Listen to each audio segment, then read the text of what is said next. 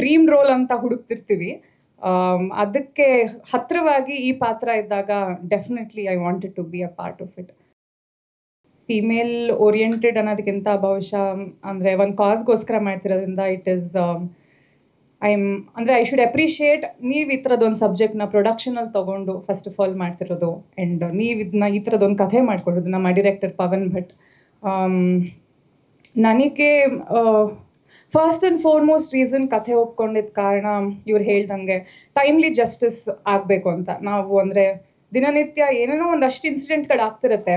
ಅಂದರೆ ಸಾಮಾನ್ಯ ಇನ್ಸಿಡೆಂಟ್ಗಳಲ್ಲೇ ಕೂಡ ನಾವು ನಮಗೆ ಸಮಯಕ್ಕೆ ತಕ್ಕಂತೆ ಆ ಸಮಯಕ್ಕೆ ಕರೆಕ್ಟಾಗಿ ನಮ್ಗೇನೋ ಒಂದು ಸಿಗಲಿಲ್ಲ ಅಂತಂದಾಗ ಎಷ್ಟು ಕೊರಗ್ತೀವಿ, ಬೇಜಾರಾಗುತ್ತೆ, ಹತಾಶೆ ಆಗುತ್ತೆ. ಬಟ್ ಈ ಥರದ್ದು ಒಂದು ಸೆನ್ಸಿಟಿವ್ ವಿಷಯಗಳನ್ನು ನಮಗೆ ಅದರಲ್ಲಿ ಕರೆಕ್ಟಾದ ಟೈಮ್ಗೆ ನ್ಯಾಯ ಸಿಗಲಿಲ್ಲ ಅನ್ನೋದು ಒಬ್ಬ ಹೆಣ್ಣಾಗಿ ಇವಾಗಿಂದು ಹಿಂದೆನೂ ಅಷ್ಟೇ ಇವತ್ತು ನೋಡ್ತಾ ಇದ್ದೀವಿ. ಈ ಕಾರಣ ಈ ಸಿನಿಮಾ ಮಾಡ್ತಿರೋದನ್ನು ಮುಂದಕ್ಕೆ ಈ ಥರದ ಇನ್ಸಿಡೆಂಟ್ಗಳು ಆಗದೆ ಇರಲಿ, ಸಂಭವಿಸದೇ ಇರಲಿ ಅಂತ. ಸೊ ಈ ಥರದ್ದು ನಾವು ವಾತಾವರಣದಲ್ಲಿದ್ದಾಗ ಒಬ್ಬ ಮಹಿಳೆಯಾಗಿ ನನಗೂ ಕೂಡ ನಿಮ್ಮೆಲ್ಲರ ಈ ಸಾಕಷ್ಟು ಜನ ಮಹಿಳೆಯರು ಕೂತಿದ್ದೀರಾ, ಐ ಥಿಂಕ್ ಎಲ್ಲರದು we share the same thought. ಬರೀ ಹೆಣ್ಮಕ್ಳು ಅಂತ ಅಲ್ಲ, ಇಲ್ಲಿ ಗಂಡಸರಿಗೆ ನಿಮಗೆ ಹೆಂಡತಿಯರಾಗಲಿ, ಅಕ್ಕ ತಂಗಿಯರಾಗಲಿ, ಮಕ್ಕಳು, ಹೆಣ್ಮಕ್ಳು ಇರೋರು ಎಲ್ಲರೂ V share the same thought. First of all ಈ ಥರದ್ದು ಇನ್ಸಿಡೆಂಟ್ಗಳಾಗಬಾರ್ದು, ಆದ್ರೂ ಅದಕ್ಕೆ ನಮಗೆ ಟೈಮ್ ಕರೆಕ್ಟಾಗಿ ನ್ಯಾಯ ಸಿಗಬೇಕು ಅನ್ನೋ ಒಂದು ಬೇಸಿಕ್ ಥಾಟ್ ನನಗೆ I wanted to be a part of the film.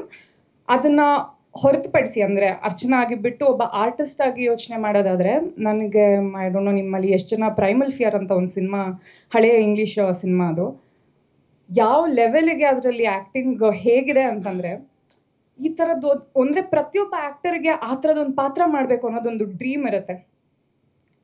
I think ನನಗೆ ಕನ್ನಡದ ಮಟ್ಟದಲ್ಲಿ ಯುದ್ಧಕಾಂಡದಲ್ಲಿ ಆ ಥರದ್ದು ಒಂದು ಅವಕಾಶ ಸಿಕ್ಕಿದೆ. ಹೇಗೆ ಅನ್ನೋದನ್ನ ನೀವು ಸಿನಿಮಾದಲ್ಲಿ ನೋಡಿದರೆ ನಿಮ್ಗೆ ಗೊತ್ತಾಗುತ್ತೆ. ಅಂದರೆ ಇಟ್ ಈಸ್ ಸಿಮಿಲರ್ ಲೈನ್ ಅಥವಾ ಕ್ಲೋಸ್ ಟು ದಟ್ ಲೈನ್ ಅಂತ ಹೇಳ್ಬೋದಲ್ಲ. ನೀವು ನೋಡಿದಿರಲ್ಲ ಸಿನಿಮಾ ಪ್ರೈಮಲ್ ಫಿಯರ್? ಇಲ್ಲ, ನೀವು ನೋಡಿದ್ದೀರಾ?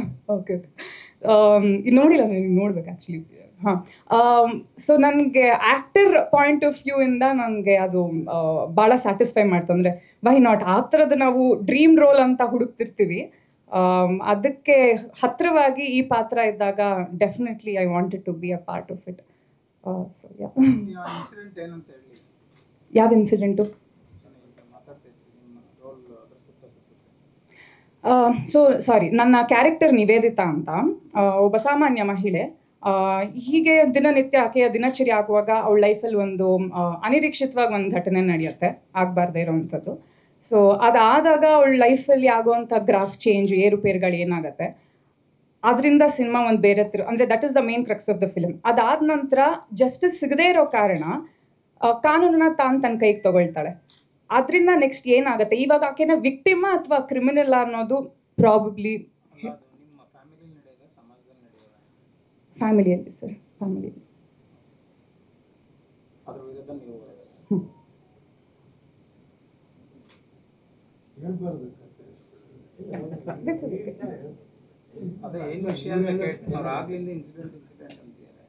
ಅಂದರೆ ನಾವು ಇವರು ಫಸ್ಟೇ ಅಡ್ರೆಸ್ ಮಾಡಿದ್ರಲ್ಲ ಚೈಲ್ಡ್ ಅಬ್ಯೂಸ್ ಅನ್ನೋದನ್ನ ಹೇಳಿರೋದ್ರಿಂದ, ಹಾಗಾಗಿ ಐ ಥಾಟ್ ಅಂಡರ್ಸ್ಟುಡ್ ಅಂತ ಅನ್ಕೊಂಡೆ.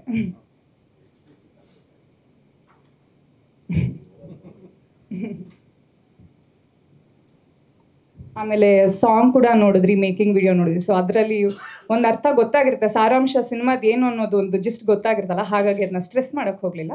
But that is the incident.